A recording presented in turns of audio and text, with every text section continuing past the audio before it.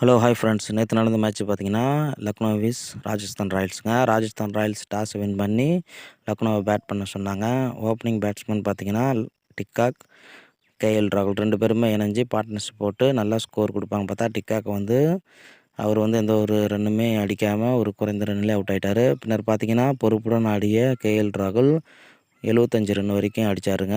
அவர் அதிரடியான ஆட்டத்தை ஏற்படுத்துறதுனால கேப்டனாக இருந்து லக்னோ 196 ரன் வரைக்கும் எட்ட முடிஞ்சுது. அதோட பார்த்தீங்கன்னா, அவரோட இணைஞ்சு ஆடினவர் தீபக் ஹூடா. அவர் பார்த்தீங்கன்னா 30 பாலுக்கே 6வது சதத்தை பூர்த்தி செய்தாருங்க. அவர் அதிரடியான ஆட்டத்தை ஏற்படுத்தினால லக்னோ ரசிகர்கள் சந்தோஷமாக இருந்தாங்க.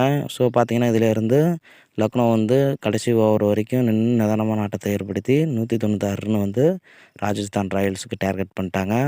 இதற்கு முக்கிய காரணம் பார்த்தீங்கன்னா, கேஎல் ராகுலும் தீபக் ஹூடாவோட பார்ட்னர்ஷிப் தாங்க. 2 பேருமே இணைஞ்சு ஒரு பார்ட்னர்ஷிப் போட்டதால் இவ்வளோ ஸ்கோரு வர முடிஞ்சுது அப்படின்னு அந்த அணி நிர்வாகமே சொல்லியிருக்காங்க. ஸோ 197 ரன் அடித்தா வெற்றி என்ற இலக்குடன் ஆட ஆரம்பித்த ராஜஸ்தான் ராயல்ஸு ஓப்பனிங் பேட்ஸ்மேன் பார்த்தீங்கன்னா பட்லரும் ஜெய்ஸ்வாலும் தாங்க. இவங்க பார்த்திங்கன்னா 2 பேருமே ஒரு அதிரடியான ஆட்டத்தை ஏற்படுத்துவாங்க பார்த்தா, எப்பயுமே ஓப்பனிங்கில் நல்ல ஒரு தொடக்கத்தை கொடுப்பாங்க. ஆனால் பார்த்திங்கன்னா, ஜெய்ஸ்வாலும் ஏமாற்றத்தை கொடுத்துட்டாரு, பட்லரும் ஏமாற்றத்தை கொடுத்துட்டாரு. பவர் பிளே 2 விக்கெட்டை இழந்துட்டாங்க. இதிலேருந்து பார்த்திங்கன்னா, கடைசி வரைக்கும் நின்று நிதானமான ஆட்டத்தை ஏற்படுத்தினது பார்த்திங்கன்னா, சஞ்சு சாம்சன் கேப்டனாக இருந்து 71 ரன் வரைக்கும் அடித்தாருங்க. அதோட இணைஞ்சு ஜுரேல் அவர் ஒரு அரை சதத்தை பூர்த்தி செய்தார். இவங்களோட பார்ட்னர்ஷிப்பால் லக்னோ அணியை வீழ்த்த முடிஞ்சுது. ராஜஸ்தான் ராயல்ஸ் வின் பண்ணுறதுக்கு முக்கிய காரணமாக இருந்தது. ஒரு ஓவருக்கு முன்னாடியே வின் பண்ணிட்டாங்க. இதற்கு முக்கிய காரணம் பார்த்திங்கன்னா, கேப்டனாக இருந்து சஞ்சு சாம்சன் தாங்க.